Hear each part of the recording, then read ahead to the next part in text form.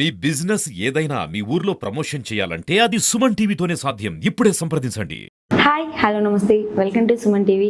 నేను మీ సుకుమారి.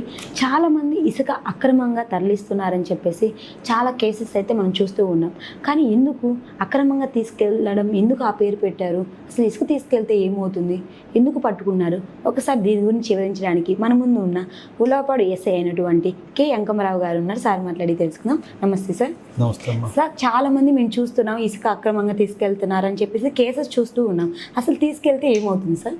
భవన నిర్మాణ రంగం, రోడ్ల ఏర్పాటుకి ఇసుక అత్యంత అవసరం.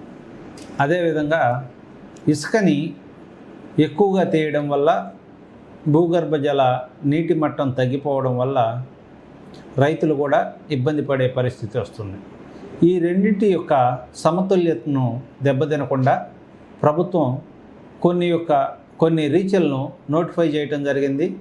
ఆ రీచ్ల్లో ప్రజలు ఎవరైనా సరే ఇసుకని ఆర్డర్ పెట్టుకునేటువంటి అవకాశం కూడా ఉంది.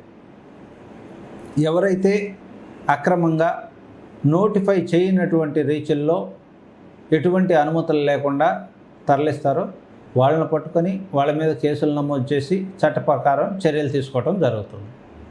ఓకే, ఎలాంటి చర్యలు తీసుకుంటారు సార్? చట్ట ప్రకారం ఇసుక ట్రాక్టర్కి మొదటిసారి అయితే ఇంత అమౌంటు, రెండోసారి అయితే ఇంత అమౌంటు, మూడోసారి అయితే వెహికల్ని సీజ్ చేయడం జరుగుతుంది. అదేవిధంగా లారీకి అయితే దాని యొక్క పరిమితిని బట్టేసి లారీ మీద కానీ జేసీబీ మీద కానీ వాటి యొక్క పరిధిని బట్టేసి వాటికి ఫైన్ కట్టించడము, అదేవిధంగా కేసులు నమోదు చేసి కోర్టులో హాజరుపెట్టడం కూడా జరుగుతుంది.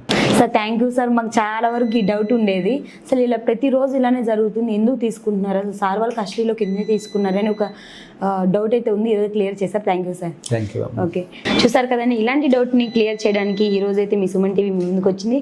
సో ఇంకా చూస్తూ ఉండండి మరిన్ని వీడియోస్ కోసం మీ సుమన్ టీవీ. కెమెరామ్యాన్ చందుతో నేను మీ సుకుమార్.